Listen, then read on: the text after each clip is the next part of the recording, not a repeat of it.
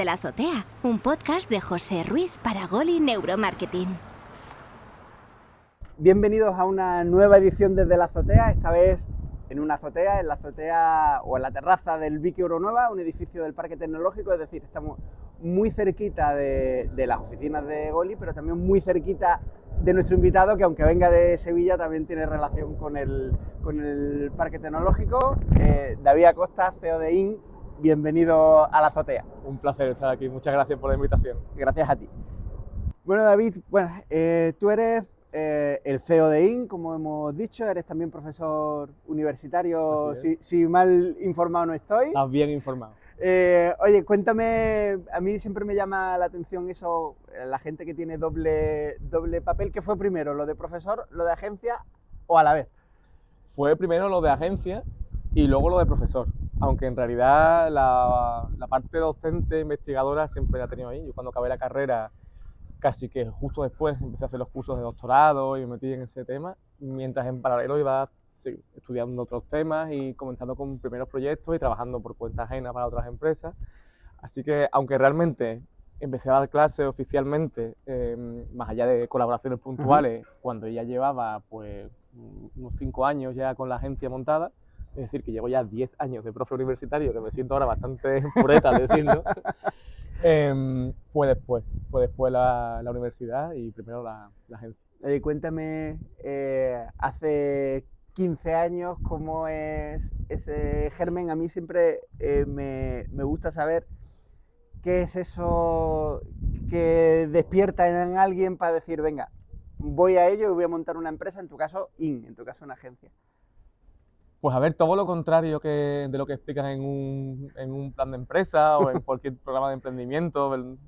Lo contrario que deberían hacer las empresas a las que hacemos de consultores. Básicamente improvisar, tirar de intuición cuando todavía no tienes experiencia para ser intuitivo, pero bueno, sí aprovechar las oportunidades, ¿no? Realmente se dieron unas circunstancias en las que fue algo muy prosaico, porque una acumulación de proyectos que me iban saliendo por diferentes circunstancias. Fue una época en la que hablamos, bueno, hace 15 años, justo antes de que me diese la crisis económica, estaba ya a punto, pero todavía no del todo, y comenzaron a surgir proyectos de multinacionales que venían a Andalucía y buscaban pues freelance o empresas pequeñas aquí, ¿no? Para temas digitales había muy poco al principio, pero poquísimo.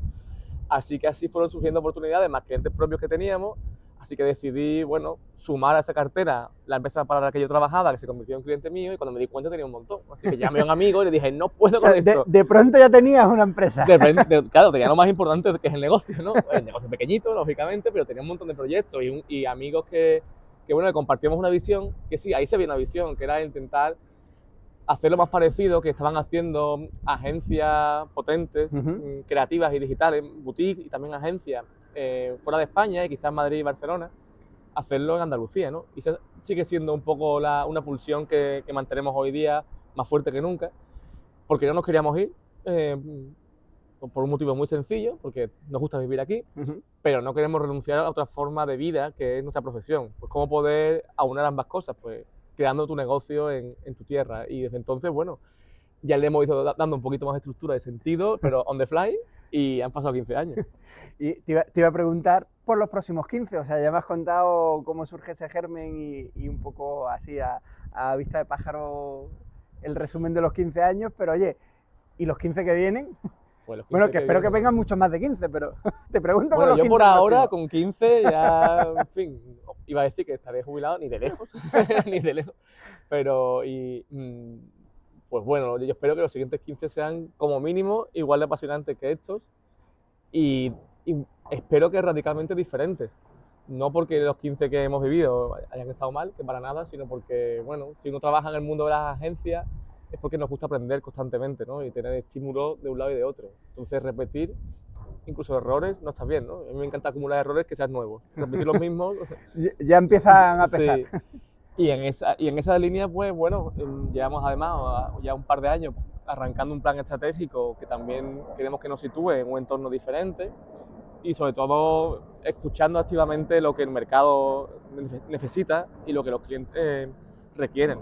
Lo preguntamos constantemente, ahí aplicamos nuestra propia metodología de UX a nuestra empresa y somos conscientes de que el concepto de agencia va a cambiar, ya está cambiando radicalmente, pero manteniéndose fiel a su origen, que es un apoyo, ¿no? El partner de cualquier marca, ¿no? Pero un partner muy flexible, no solo un ejecutor, a veces un consultor, a veces un formador, que ahí es donde también fusionamos ese alma docente que tenemos, que otras agencias no hacen, y nuestro core, que es la estrategia, lo digital, la formación y la creatividad, pues convertirla en una propuesta de valor que sea diferencial, ¿no? Ahí lo que también pretendemos es realmente esa llama inicial de ser una referencia a nivel nacional, pues que sea una realidad, ¿no? Ya somos un referente a nivel regional, junto con otras y muy buenas y cada vez más y mejores y muy jóvenes, uno de los referentes de la creatividad a nivel regional, pero honestamente no lo somos a nivel nacional y queremos serlo, ¿no? Hay una línea todavía que separa, no sé si de Peñaperro o incluso un poquito más para arriba, si la tiramos, y hay que intentar romperla, ¿no? Y para conseguirlo, pues hacer algo diferente, que no es más ni menos que ser nosotros mismos, con nuestra voz, con nuestro acento, con nuestra forma de hacer las cosas. La creatividad es algo muy andaluz, que es la capacidad de solucionar problemas, y aquí sabemos hacerlo y muy bien, así que ahora toca exportarlo. Y vosotros habláis mucho de un término que es inteligencia creativa. ¿Qué es eso de inteligencia creativa, hablando de creatividad? Bueno, es una forma un poco más cool de llamar a la propia creatividad. No nos vamos a engañar, pero cool y también podría ser un poco como un epíteto, ¿no? Como en el colegio, ¿no? Si os acordáis, la blanca nieve, ¿no? Que significa lo mismo, pero le da un poco más de fuerza, subrayas, ¿no? Es subrayar que la creatividad es una de las formas de inteligencia que de forma innata todos tenemos. La creatividad, por lo general, se asocia a habilidades que se desarrollan a través del esfuerzo, del aprendizaje, de la repetición y de la destreza técnica. Y por supuesto, hay expresiones de la creatividad que dependen de esto, eso es indiscutible, como cualquier otro desempeño profesional y personal en la vida, ¿no? Pero la creatividad no es solo la capacidad artística que tenga alguien de desarrollar una actividad como puede ser la escultura o la música o la fotografía o la literatura. No, la creatividad es la capacidad de solucionar problemas o de buscar soluciones diferentes, no en un plano teórico, sino desde la acción, que esa es la diferencia entre quizás la fantasía o la imaginación y la creatividad. La creatividad implica en sí misma acción y está en nuestro cerebro, está en nuestro cerebro más original. De hecho, incluso no solo los humanos, muchos lo investigan, ¿no? Que hasta los propios animales, a través del juego, desarrollan su creatividad para relacionarse, para sobrevivir, para socializar, para reproducirse, para alimentarse y sobre todo para disfrutar. Un disfrute no siempre productivo que también nos hace muy, muy humanos, ¿no? Por lo tanto, creemos firmemente, además que no es una creencia, es algo científicamente corroborable, que la creatividad es una proyección más de la inteligencia, que todos somos creativos. ¿Y cómo es esa creatividad? A ver, las agencias, también ocurren en empresas como la nuestra, pero vosotros particularmente sí o sí tenéis que trabajar con equipos muy multidisciplinares, gente que hace muchas cosas diferentes, trabajando en un mismo proyecto que requiere pues, muchas patas diferentes. ¿Cómo es ese día a día y esa creatividad que tiene que fluir entre perfiles que son muy diferentes? Porque aunque tengas perfiles que son puramente creativos y que su misión es la de que salte esa chispa de creatividad, esa creatividad al final tiene que inundar al equipo entero, porque es el equipo entero quien trabaja en un proyecto. ¿Cómo es ese día a día y cómo hacéis para que fluya esa creatividad en un equipo con gente muy diferente?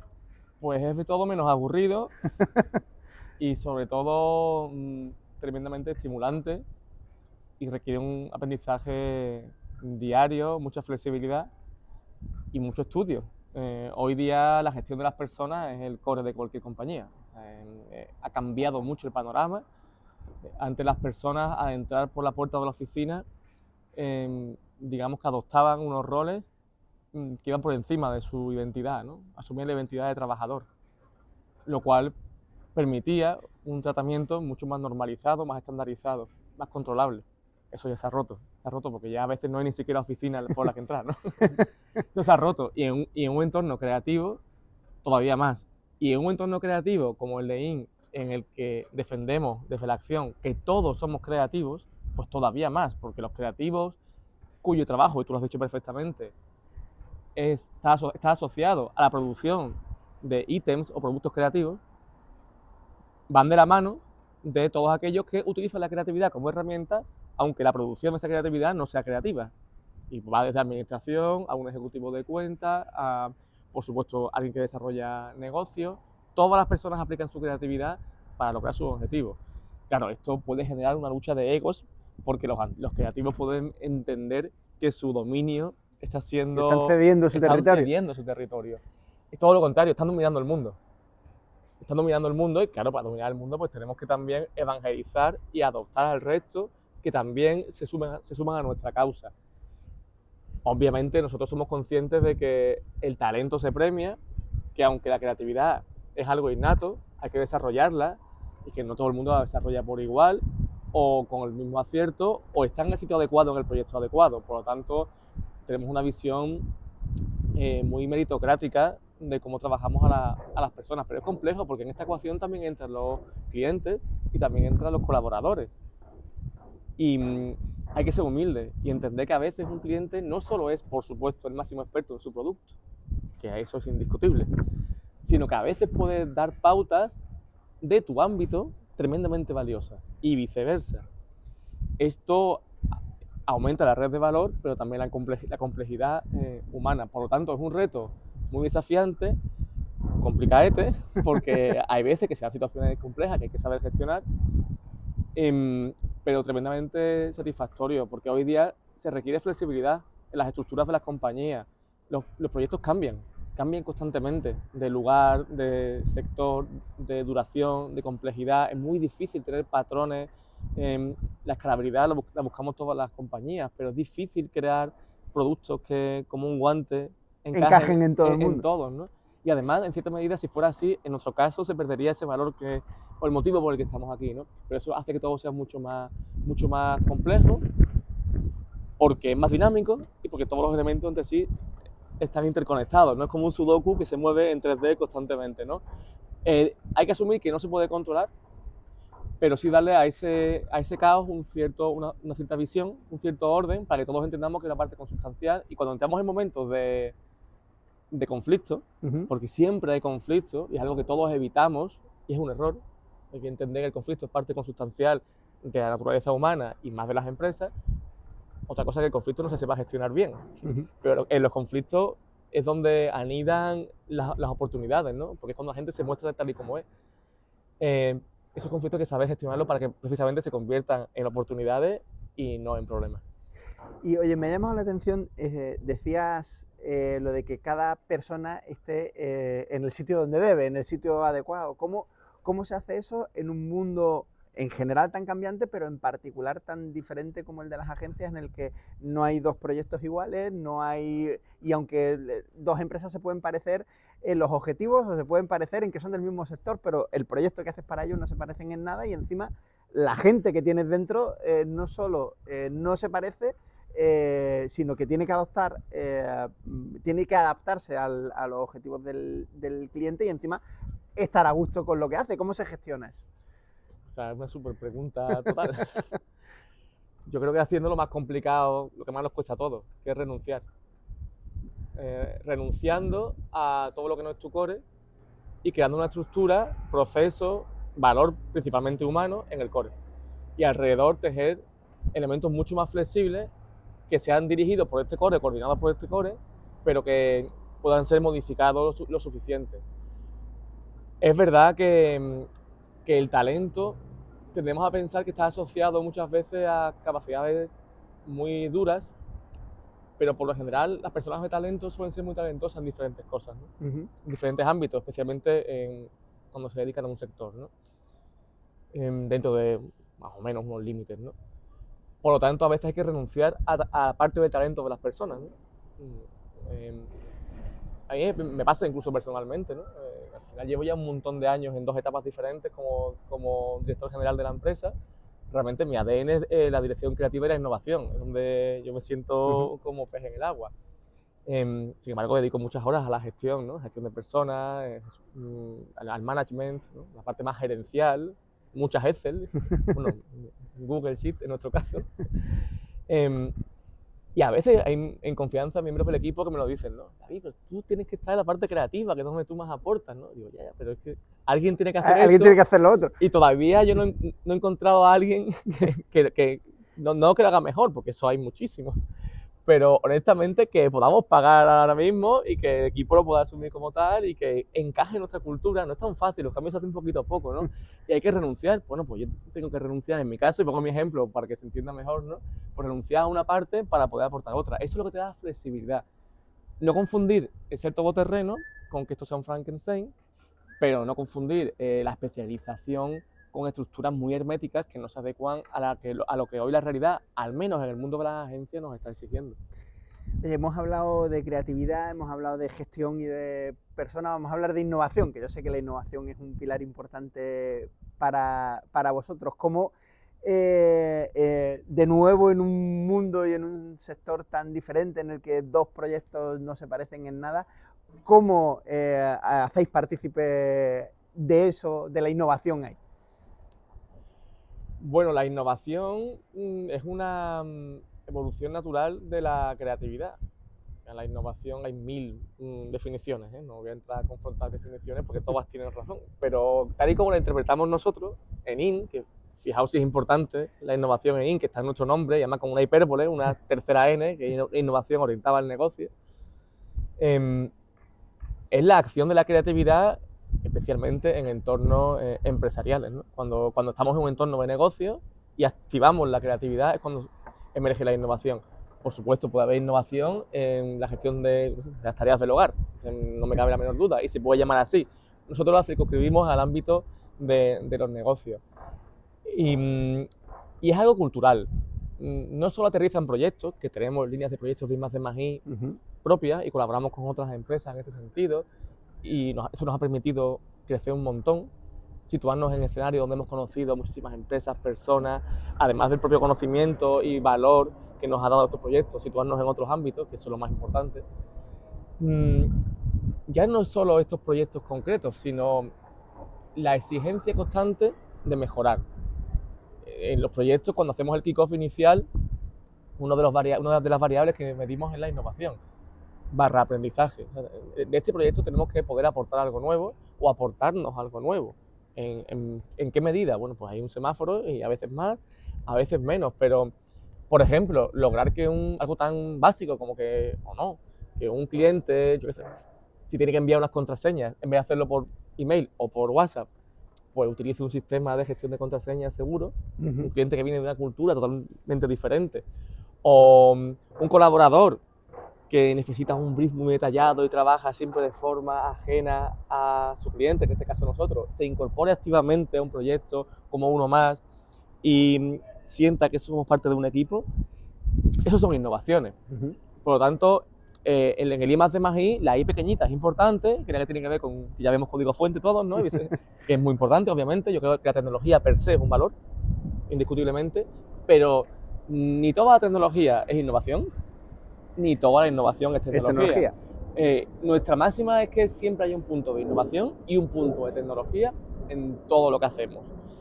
Oye, si me tengo que descargar el manual de marca, pues ¿cómo hacerlo? Pues vamos a través de un enlace remoto, y de esa forma el cliente ha aprendido algo más, crece. Nuestra idea, que tiene también mucho que ver con esa visión tanto de consultores como de formadores que tenemos en nuestro ADN, es que pasar por un proyecto de NIN no sea un delivery, sino que en el camino haya un valor basado en el aprendizaje, no la enseñanza, no es que nos queramos explicar, es que aprenda el cliente por sí mismo o porque le hayamos enseñado algo, y que en ese camino diga, oye, además de pues, este producto digital, de esta estrategia de marca, de este proyecto de branding, esta campaña publicitaria o cualquier servicio que ofrezcamos, además de esto, he aprendido cosas. Eso para nosotros es innovador. Y analizando lo que hacen muchísimas agencias que admiramos muchísimo en España, vemos que, o al menos no lo visibilizan así, es un puntal en general del sector creativo que no se desarrolla. y nosotros sí lo desarrollamos. Estamos tremendamente orgullosos de ser generosos en esto, porque creemos que cuando los clientes saben más, más valoran lo que IN puede ofrecerles. No nos gusta la sombra ni la oscuridad, todo lo contrario, nos gusta que nos exijan y para exigir hay que saber. Oye, hablando de aprendizaje, ya se está convirtiendo casi en una tradición cuando viene al podcast alguien que dedica parte de su tiempo a enseñar. Al fin y al cabo, vosotros tenéis en vuestras manos el futuro y sois los que mejor perspectiva tenéis del futuro a medio plazo, porque estáis formando a gente que en 4 o 5 años como máximo va a estar en el sector y van a ser profesionales del sector. ¿Cómo ves ese futuro y cómo ves a los alumnos que tienes dándole clases cada semana? Cuando me has dicho que es un clásico esta pregunta, pensaba que me ibas a hacer una pregunta a los broncanos y me he acongojado. Pero cuando escucho tu pregunta, peor, ¿sabes? Peor que la de... Prefiero la de broncano. Prefiero que te respondo otras cosas. A ver, es tremendamente complejo hacer un diagnóstico de toda una generación. Porque además, dentro de los 10 años que yo llevo dando clases, he visto de todo y he notado evoluciones, involuciones, he estado en 2 centros diferentes, he dado asignaturas diferentes y en diferentes cursos. Pero bueno, responder un depende es tener siempre razón y ahí me gusta mojarme, ¿no? Y me gusta no tener razón. Las generaciones actuales, a mi juicio, son las que tienen un centro de gravedad respecto a sus valores y sus convicciones y sus intereses más acorde al bien común. Y eso es muy valioso. Es muy valioso para todos y por la cuenta que nos traen. Son capaces de renunciar porque consideren que algo no está bien. Será interesante ver la evolución de estos jóvenes cuando su vida cambie, porque los años te vuelven más boomer, no solo tu DNI. Yo por DNI sería un millennial muy tardío, pero yo nací en el 81, así que ahí estaría, pero de ADN soy X o casi boomer, vamos, absolutamente. Y siento ese gap generacional diariamente, tanto en IN como en las clases, como cualquier ciudadano en la calle, ¿no? Pero eso tienen ahí, está la cabeza muy y el corazón muy bien amueblado. Ahora bien, hay otros aspectos que considero que debemos reforzar en la universidad y la empresa porque vienen rémoras que no son responsabilidad de esta generación, sino de la sociedad que los ha educado. Ellos no tienen culpa de nada. O sea, al final, hay una superestructura que es la sociedad y donde ellos, bueno, pues han recorrido el camino. La cultura de la que viven. La cultura, exactamente.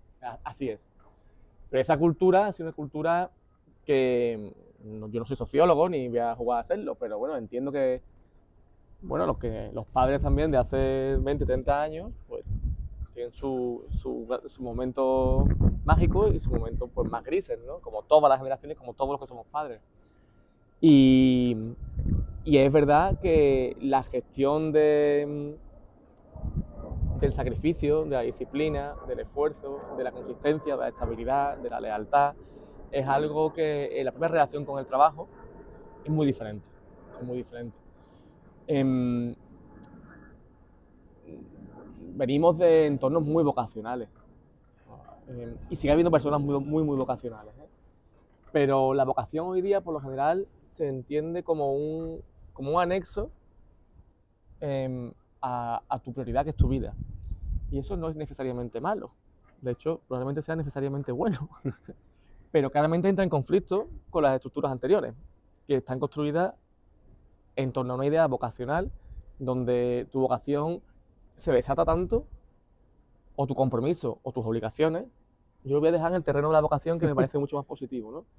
Es el levantarte a las 4 de la mañana porque estás pensando en una idea. Es el decir, yo estoy haciendo esto porque me gusta mi trabajo, porque tengo un compromiso con un cliente y me hace feliz responder a este compromiso, porque un compañero me está pidiendo ayuda y yo le voy a ayudar, aunque esto me suponga una merma en mi vida, ¿no?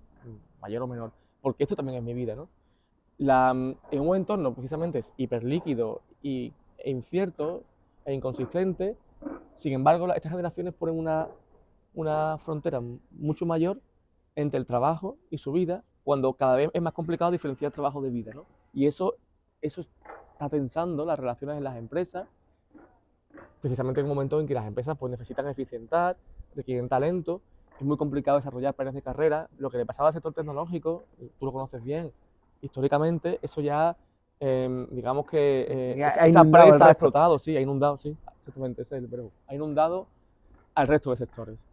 Por lo tanto, es muy complicado hacer planes cuando hay personas que saben que en 6 meses, 1 año, y pues, van a cambiar, pero no porque estén bien ni mal, sino porque es algo natural. Ahí tenemos que avanzar las empresas muchísimo, tenemos que intentar fidelizar, y estamos en ese reto todos, pero es verdad que, como decía antes, dentro de 10-15 años, me gustaría saber qué va a pasar, ¿no? Porque es verdad que a la vez, en paralelo a la asunción de compromisos familiares, hipotecarios, también el hacerte mayor, entre comillas, también en cierta medida, pues Sí, hace que madures. que hace que madures, que seas consciente también de equilibrar un poco las cosas, ¿no? Nuestra obligación es también ser la voz de esto, porque aprender de ellos, porque tienen muchísima razón, pero que ellos también lo hagan de nosotros porque también la tenemos, Claro. Y además es la forma de cuidarles, pero bien. ¿No? A veces no...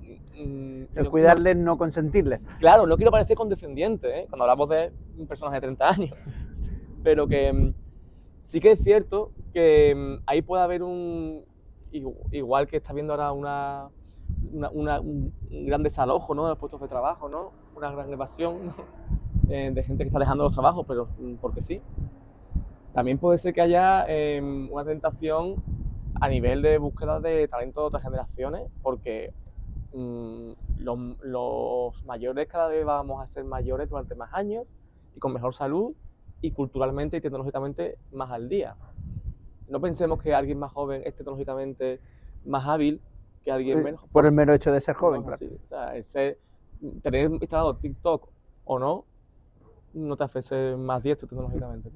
Ahí puede pasar algo que les perjudique en los próximos 10-15 años, quizás, y no sería justo que fuera así. Entonces, nuestra obligación, por nuestro beneficio de interés y por el suyo propio, es que podamos poner sobre la mesa lo que cada generación puede aportar para que podamos no solo convivir, sino prosperar.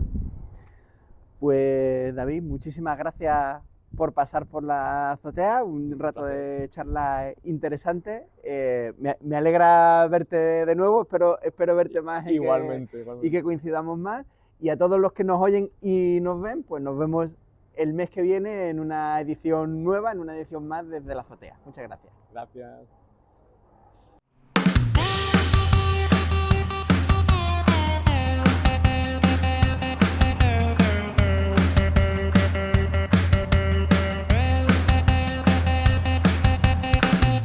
Desde la azotea, un podcast de José Ruiz para Goli Neuromarketing.